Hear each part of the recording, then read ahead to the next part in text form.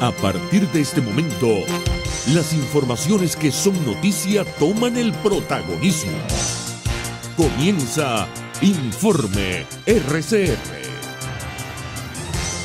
Muy buenas tardes. Bienvenidos a esta emisión vespertina de Informe RCR, que llega a ustedes a nombre de Jaime Nestares en la dirección general de la estación, de Willy Zarcaya en la gerencia de producción, de Marilia García en la coordinación de redacción, en la dirección técnica Víctor Vejías y frente a los micrófonos quien les habla Argenis Barreto. Comenzamos. El presidente interino de Venezuela, Juan Guaidó, se pronunció mediante su cuenta de Twitter para recalcar que en Venezuela se requiere con urgencia el ingreso de vacunas contra la COVID-19, tomando en consideración el aumento de los casos positivos de coronavirus en el país. Hasta en sus cifras manipuladas, la dictadura ha tenido que reconocer el número más alto de nuevos contagios de COVID-19, escribió. Esto debe frenarse. Urge la entrada de la vacuna y un plan serio de vacunación que permita salvar vidas, agregó. Para el mandatario venezolano, la crisis sanitaria de Venezuela se agudiza debido a la irresponsabilidad y la soberbia de la dictadura. Aseguró que todos tienen a un familiar o amigo contagiado, lo que es una muestra clara del alcance de la pandemia en el país. Alejandro Rísquez afirmó este lunes que Venezuela se encuentra en una segunda ola de COVID-19 y también en una crisis médico-asistencial. Con las cifras oficiales, que bien sabemos que tienen un importante subregistro, ya claramente se observa que estamos en una segunda ola epidémica.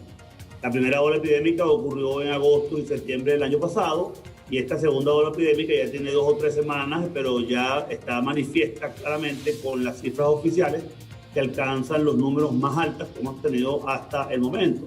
Esto, si fueran números, no importara, pero lamentablemente son vidas humanas que se pierden, es sufrimiento y sobre todo que tenemos una crisis médico-asistencial extraordinariamente alta, la cual implica que los pacientes están siendo rebotados y no están siendo recibidos en muchísimos de los hospitales. El doctor Rísquez además aseguró que solo una pequeña porción del personal médico ha sido vacunado con el sistema de vacunación del régimen de Maduro y exhortó a que no se siga politizando el tema de la vacunación, que es tan importante para Venezuela en estos momentos.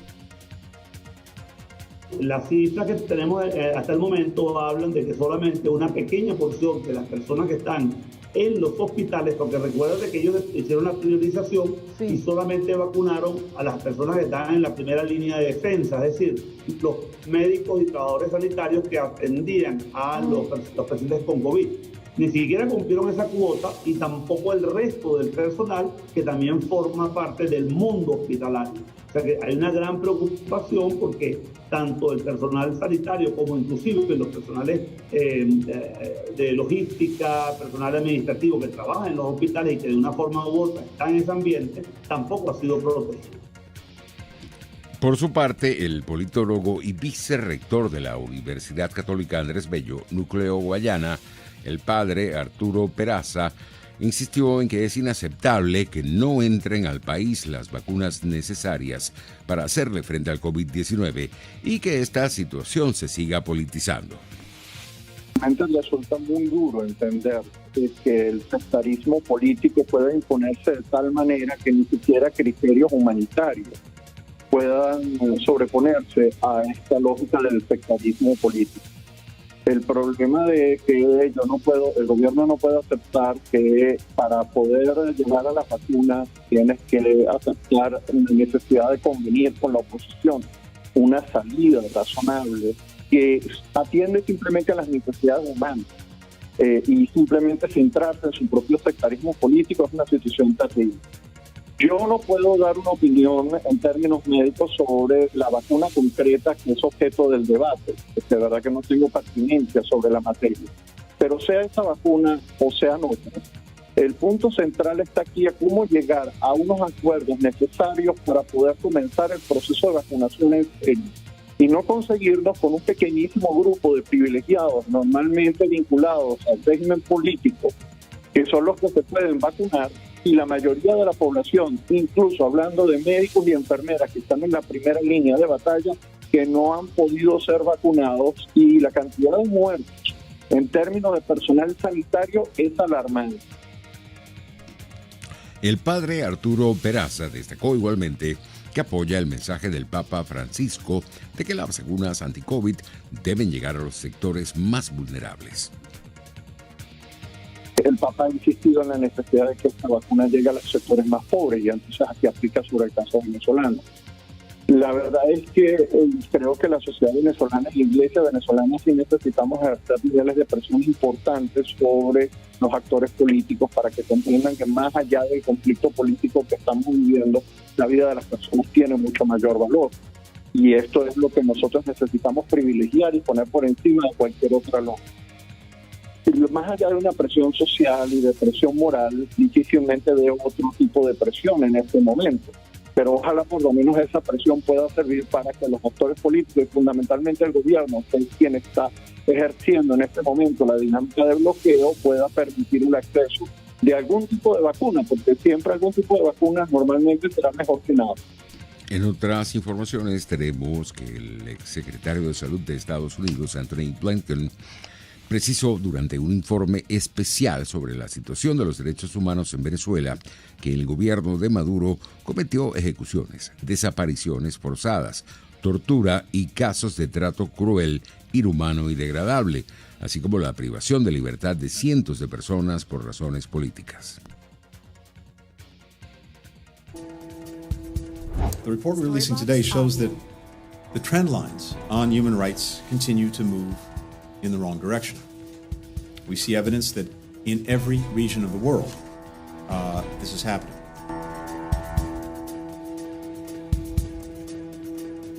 Storybox Audio. Por su parte, Nicolás Maduro solicitó a la ONU ayuda para poder resolver el conflicto armado en el estado Apure, que ya ha desplazado a más de 6.000 venezolanos a Colombia. Pedimos ayuda de emergencia del sistema de Naciones Unidas para desactivar los campos minados que han dejado estos grupos irregulares. Es la guerra de Colombia exportada a un territorio noble y pacífico como el venezolano, aseveró Maduro. Por su parte, Lucas Gómez, gerente de Fronteras de Migración Colombia, señaló que los venezolanos que han huido de Apure por el conflicto armado en esta región del país llegan al vecino país con mucho miedo por la actuación de los grupos guerrilleros y del régimen de Maduro. Y ahora estamos frente a una situación que, digamos, se nos sale un poco de lo que había sido la configuración tradicional de la migración venezolana en Colombia. Y es que estamos recibiendo a personas que están huyendo del conflicto y los enfrentamientos del otro lado de la frontera. Yo quiero ser muy enfático en esto porque para nosotros es muy importante. Nuestra vocación siempre ha sido promover un retorno seguro de la población venezolana que está huyendo de los enfrentamientos en el estado de Apure, particularmente en La Victoria. Siempre lo ha sido, nuestra atención ha sido una atención humanitaria de emergencia. Las personas están con mucho miedo, denunciando atropellos por parte no solamente de disidencias o grupos de disidencias de las FARC, del ELN, que operan casi que con total impunidad en Venezuela, sino también de las fuerzas oficiales del régimen. Así nos lo han manifestado, y no solamente al gobierno de Colombia, donde podría pues inmediatamente generar críticas y desconfianza, a la Defensoría del Pueblo, a la OEA, a las organizaciones internacionales que están en territorio, que es con quienes estamos trabajando de la mano constantemente frente a este tema. Estados Unidos investiga a 2 venezolanos accionistas de la aerolínea Plus Ultra, que fue rescatada por la Sociedad Estatal de Participaciones Industriales de España con un crédito de 53 millones de euros. Esto lo reveló el medio español El Confidencial. La Embajada de Washington en Madrid cursó una solicitud de colaboración al país europeo para rastrear los movimientos de Héctor Antonio Tobía Rolle y Flavio Pedro Borges Tarf, 2 empresarios que presuntamente están vinculados al régimen de Nicolás Maduro. Estos ciudadanos, indicó El Confidencial, entraron en el capital de la compañía en junio de 2018 y actualmente ocupan un asiento en su administración. Agregó el medio español que las autoridades estadounidenses aseguran que la operativa está relacionada con un entramado de blanqueo de dinero a gran escala, supuestamente con fondos procedentes de la corrupción chavista. La decisión de España de rescatar a la aerolínea causó sorpresa porque Plus Ultra ha estado en números rojos desde su fundación en 2011, reveló el diario El País de Madrid. Las pérdidas acumuladas se cifran en 10,6 millones de euros. Por ello, para poder recibir el apoyo del gobierno, la aerolínea tuvo que presentar un plan de viabilidad. Aseguró que, entre otros puntos, que devolverá los créditos recibidos en un plazo de 7 años. En materia económica, el economista y profesor universitario Carlos Ñáñez explicó este lunes por qué en Venezuela seguimos teniendo hiperinflación y destacó cuáles son sus verdaderas causas. Asimismo, Ñáñez reiteró que el nuevo cono monetario anunciado el mes pasado por el régimen de Maduro no resolverá la crisis económica que tenemos en el país. ¿Por qué tenemos esa hiperinflación? Por un tema de arrogancia. Hay un libro que yo recomiendo de Hayek que se llama La fatal arrogancia, el camino de los errores fatales del socialismo. Y el socialismo es un modelo ideológico absolutamente arrogante, irrespetuoso de las máximas y de las lemas básicos de la economía. Y esto es un gobierno que ha monetizado el déficit público en que tiene un peso de 30% del Producto Interior Bruto por la vía de la liquidez. Desde luego tenemos esta hiperinflación porque la única causa de la hiperinflación en Venezuela es la monetización del déficit fiscal. La hiperinflación en Venezuela es unicausal y epifenoménica, como definía yo en estos días en una clase a distancia en la Universidad de Carabobo. Unicausal porque depende de la descoordinación de los agregados monetarios. Si ustedes revisan los agregados de liquidez monetaria de M2 del Banco Central, la última semana que tiene publicado el Banco Central, hay un incremento de 10,56% en la expansión de la liquidez monetaria, y esto se debe a que obviamente ellos trasladaron todas las nóminas a la plataforma Patria, pero tienen que seguir produciendo dinero que ya no es inorgánico, sino inyectándolo a la economía y aumentando la repudiabilidad del signo monetario. En Venezuela, Erika y Mingo, circula un billete de 1 millón de bolívares que es incapaz de comprar una hogaza de pan. Les estamos presentando Informe RCR, el compacto informativo de esta hora, solo por RCR 750 AM.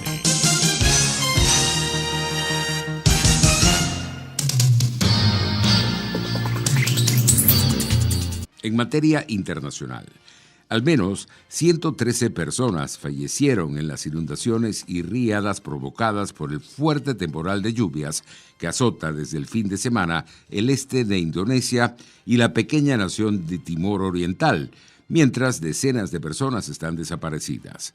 En Indonesia, 86 personas murieron en las regencias de Flores, Alor, Tembale y Endele, mientras 71 permanecen desaparecidas, según los últimos datos de la Agencia Nacional de Rescates, difundidos en rueda de prensa por Antonius Hubertus Gesh Gadión, vicerregente de Flores Este. En otras noticias, el candidato de centro derecha a la presidencia de Perú, George Forsyth, el partido Victoria Nacional, dio positivo por la COVID-19 antes de afrontar la última semana de la campaña electoral para las elecciones generales del 11 de abril. Forsyth, exportero de fútbol y exalcalde del distrito limeño de La Victoria, presenta síntomas leves y culminará la recta final de la campaña con actividades a distancia y a través de plataformas digitales, según precisó su partido en un comunicado remitido a la agencia EFE. Y en materia deportiva, las autoridades del fútbol inglés confían en que el estadio Wembley pueda llenarse al máximo para la final de la Eurocopa en julio de 2021. Al anticiparse un relajamiento de las restricciones de coronavirus en mayo, Inglaterra realizará una serie de ensayos durante las próximas semanas en recintos de deportes y entretenimientos para evaluar las medidas de seguridad para permitir el ingreso de espectadores. Hasta aquí este resumen informativo de Informe RCR. Les habló Argenis Barreto. Será hasta una próxima oportunidad. Hasta aquí este compacto noticioso. Manténgase en nuestra sintonía, porque estaremos informándole de la noticia al momento de producirse. RCR 750 AM.